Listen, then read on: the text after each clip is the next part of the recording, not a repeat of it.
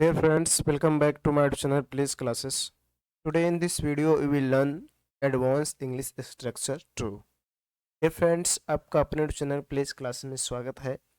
आज के video lecture में आप एडवांस इंग्लिश स्ट्रक्चर का 2 पार्ट देखेंगे। ये दूसरा पार्ट है, दूसरा वीडियो लेक्चर है, जिसमें आपको आज 3 टाइप्स के सेंटेंस आपको बताए जाएंगे कि अगर ऐसे सेंटेंस आपको हिंदी से इंग्लिश में ट्रांसलेट करना हो या बोलना हो, स्पीक करना हो तो कैसे करेंगे। ये फ्रेंड्स, जैसे कि स्क्रीन पर आपको दिखाई दे रहा है, लिखा हुआ है एडवांस इंग्लिश स्ट्रक्चर 2। ठीक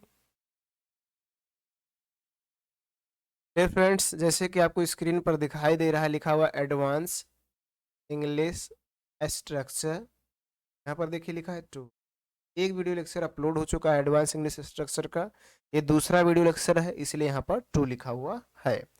ये फ्रेंड्स, इसमें मैंने कहा कि आपको 3 प्रकार के सेंटेंस को आपको बताया जाएगा कि यदि आपको इनको हिंदी से इंग्लिश में बोलना हो तो कैसे बोलेंगे या ट्रांसलेट करना हो तो कैसे करेंगे। ठीक है, जैसे आपके सामने पहला सेंटेंस आप देखेंगे। पहला सेंटेंस है, तुम्हारे चक्कर में मैं मारा गया। तुम्हारे चक्कर में मैं मारा गया। इसी प्रकार से दूसरा सेंटेंस देखेंगे, तुम्हारे चक्कर में वह नहीं आया। ठीक है। तीसरा सेंटेंस देखेंगे, तुम्हारे चक्कर में मैं फंस गया। ठीक है। तो यहाँ पर देखेंगे तुम्हारे चक्कर में, ये कॉमन है, यहाँ भी तुम्हारे चक्कर में कॉमन है, यहाँ भी तुम्हारे चक्कर में कॉमन है। कॉमन मतलब तीनों सेंटेंस में तुम्हारे चक्कर में, तुम्हारे चक्कर में है। तो ऐसे सेंटेंस अगर आपको हिंदी से इंग्लिश में बोलना हो तो कैसे बोलेंगे, आज के वीडियो लेक्चर में आप यही सीखेंगे। दूसरा टाइप समझेंगे, ये था पहला टाइप्स आपका। ठीक है। दूसरा टाइप्स यहाँ से सेंटेंस नंबर 4 से शुरू होता है। एक ना एक दिन तुम मारे जाओगे। देखो 4 से लिखा, एक ना एक दिन तुम मार जाओगे। ठीक है, सॉरी मारे नहीं, मार जाओगे। ठीक। पांचवा सेंटेंस आपके सामने, एक ना एक दिन उसे आना पड़ेगा। ठीक। और छठवां सेंटेंस है, एक ना एक दिन तुम्हें मेरी जरूरत पड़ेगी। ठीक। तो इनमें देखेंगे चौथे सेंटेंस में एक ना एक दिन, पांचवें सेंटेंस में एक ना एक दिन और छठवें सेंटेंस में एक ना एक दिन आया है। अर्थात इन तीनों सेंटेंसों में एक ना एक दिन कॉमन है। तो ऐसे सेंटेंस को अगर हमको इंग्लिश में बोलना हो तो कैसे बोलेंगे, ये अगले स्लाइड्स में आप सीखेंगे कि ऐसे सेंटेंसों को हमें इंग्लिश में बोलना हो तो कैसे बोलेंगे।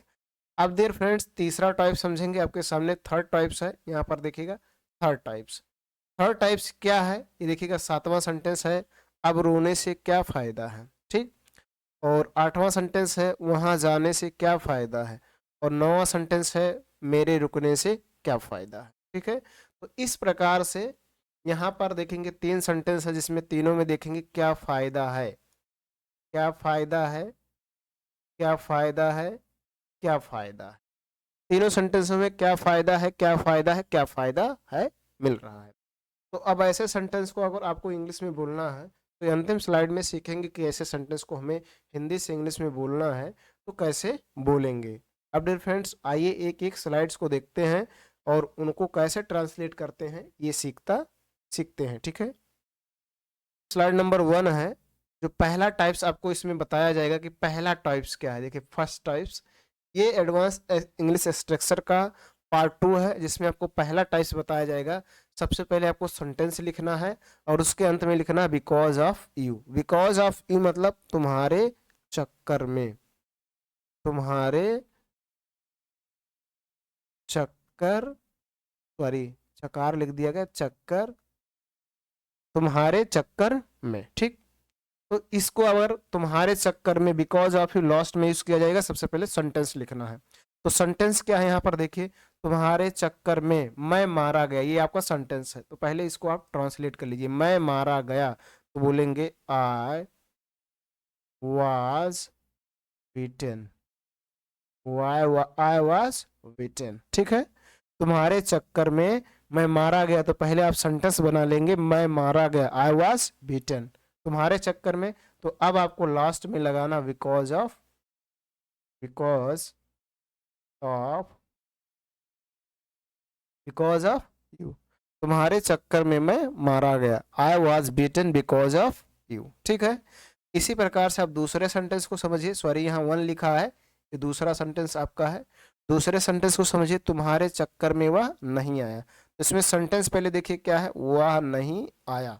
तो इसको पहले बना लीजिए, तो बनाएंगे he did not come, he did not come, sentence हो गया। अब आपको अंत में लिख देना बिकॉज ऑफ यू, तो लिख देंगे because of you, because of you, he did not come because of you, तुम्हारे चक्कर में वह नहीं आया।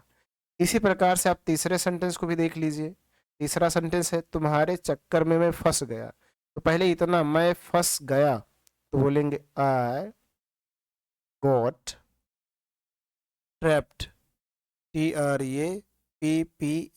ट्रैप्ड, आई गॉट ट्रैप्ड, मैं फंस गया। अब तुम्हारे चक्कर में, तो लिखेंगे because of you, because of, तुम्हारे चक्कर में मैं फंस गया। ठीक है, तो इस तरह से आपको कहीं किसी भी सेंटेंस को ऐसा अगर बोलना है तुम्हारे चक्कर में, तुम्हारे चक्कर में, तुम्हारे चक्कर में, तो आपको यूज करना है सेंटेंस के अंत में बिकॉज ऑफ यू, पहले सेंटेंस फिर बिकॉज ऑफ यू। यहाँ देखिए लिखा हुआ, पहले आपको सेंटेंस लिखना है, क्या करना है, पहले सेंटेंस लिख देना है और उसके अंत में लिख देना आपको बिकॉज ऑफ यू। इस तरह से आपको करना है। ठीक है फ्रेंड्स, मैं उम्मीद करता हूँ ये आपको समझ में आ गया होगा। अब दूसरा टाइप समझेंगे। फ्लॉइड से दूसरा टाइप्स है, दूसरा टाइप्स आप समझेंगे। देखिए क्या है दूसरा टाइप्स, दूसरा टाइप्स ये है, एक ना एक दिन तुम मार जाओगे। ठीक है, एक ना एक दिन उसे आना पड़ेगा, एक ना एक दिन तुम्हें मेरी जरूरत पड़ेगी। तो ऐसे सेंटेंस को अगर आपको बोलना है, ट्रांसलेट करना है, तो सबसे पहले ये लिख देना, one or the other day, one or the other day, और उसके बाद जो सेंटेंस है उसको, तो यहां लिख दीजिए one or the other day, one or the other day, उसके बाद यहाँ कॉमा यूज कर दीजिए, तुम मार जाओगे, तो बोलोगे you will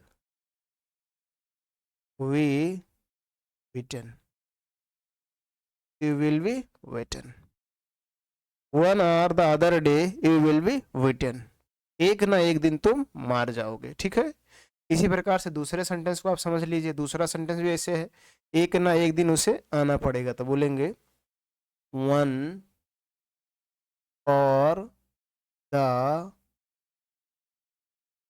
other day, one or the other day, comma उसे आना पड़ेगा, तो बोलेंगे ही will have to come, he will have to कम, उसे आना पड़ेगा, one or the other day he will have to कम। ठीक, इसी प्रकार से तीसरा सेंटेंस समझिए, एक ना एक दिन तुम्हें मेरी जरूरत पड़ेगी। ठीक है, तो बोलेंगे one or the other day, one or the other day, एक ना एक दिन तुम्हें मेरी जरूरत पड़ेगी, यू विल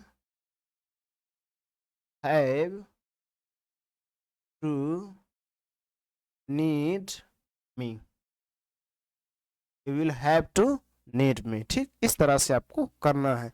किसी भी सेंटेंस में एक ना एक दिन, एक ना एक दिन की बात हो, तो वहां one or the other day, और उसके बाद जो सेंटेंस बोला जा रहा है उसको लिख देंगे। जैसे पहला सेंटेंस आपने देखा, पहला सेंटेंस देखा, one or the other day you will be beaten, एक ना एक दिन तुम मार जाओगे। दूसरा सेंटेंस आपने देखा, one or the other day he will have to come, एक ना एक दिन उसे आना पड़ेगा। तीसरा सेंटेंस देखा, एक ना एक दिन तुम्हें मेरी जरूरत पड़ेगी, one or the other day you will have to need me. तो इस तरह से आप हजारों लाखों सेंटेंसों को आसानी से बोल सकते हैं, कहीं किसी प्रकार की आपको कोई समस्या नहीं होगी। ठीक है, अगला सेंटेंस देखिए। ये फ्रेंड्स आपके सामने तीसरा टाइप्स है, यहाँ पर देखेंगे तीसरा स्लाइड्स है ये, और तीसरा टाइप्स है। इस स्लाइड्स में आप देखेंगे यहाँ पर ये तीसरा टाइप्स है, अब रोने से क्या फायदा, देखिए यहाँ पर क्या फायदा, क्या फायदा, क्या फायदा है, तीनों सेंटेंस में दिख रहा है। तो क्या फायदा है, क्या फायदा अगर सेंटेंस में हो, तो सबसे पहले आपको ये लगाना, what is the use of, यहां से लगाना what is the use of, तो लिख दीजिए व्हाट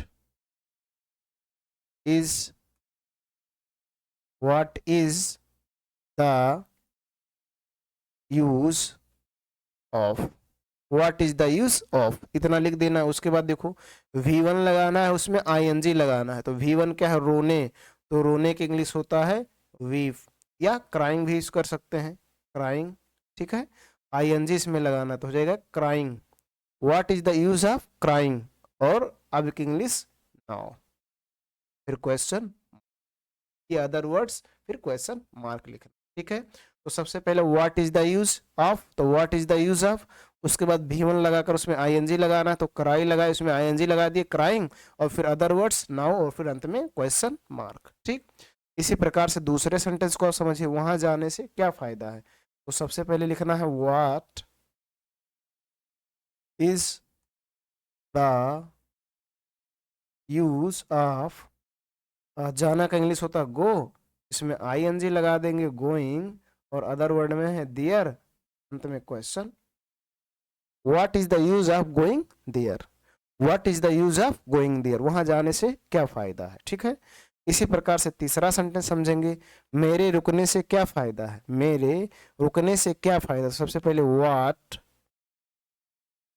उसके बाद is the use of, what is the use of, और रुकना का इंग्लिश स्टे, ING लगाएंगे तो हो जाएगा स्टेइंग, और मी, मेरे मतलब me, what is the use of staying me, और उसके बाद क्वेश्चन मार्क। इस तरह से आपको करना है जब किसी सेंटेंस में आए क्या फायदा है, what is the use of, उसके बाद जो वर्ब होगा उसका ING फॉर्म, फिर अदर वर्ड्स लगाकर क्वेश्चन मार्क लगा देंगे। तो डियर फ्रेंड्स, मैं इस वीडियो लेक्चर में आपको 3 प्रकार के सेंटेंस को बताया, पहला सेंटेंस, पहला टाइप्स, दूसरा टाइप्स और तीसरा टाइप्स, ठीक है।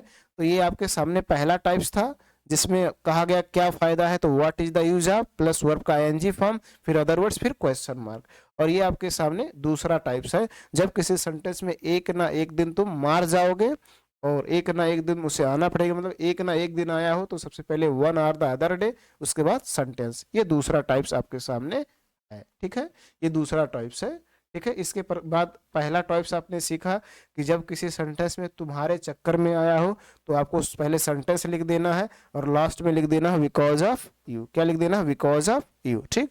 इस तरह से आप सेंटेंस को हिंदी से इंग्लिश में ट्रांसलेट कर सकते हैं और बोल सकते हैं। डियर फ्रेंड्स, मैं उम्मीद करता हूँ इस वीडियो को देखने के बाद आपको कोई जानकारी मिली होगी। कोई जानकारी मिली हो तो लाइक करें, चैनल में पहली बार आए हो तो आपसे रिक्वेस्ट है कि चैनल को सब्सक्राइब करें, साथ साथ बेल आइकन भी प्रेस करें, ताकि जो मैं वीडियो अपलोड करूं उसका नोटिफिकेशन आपको मिलता रहे।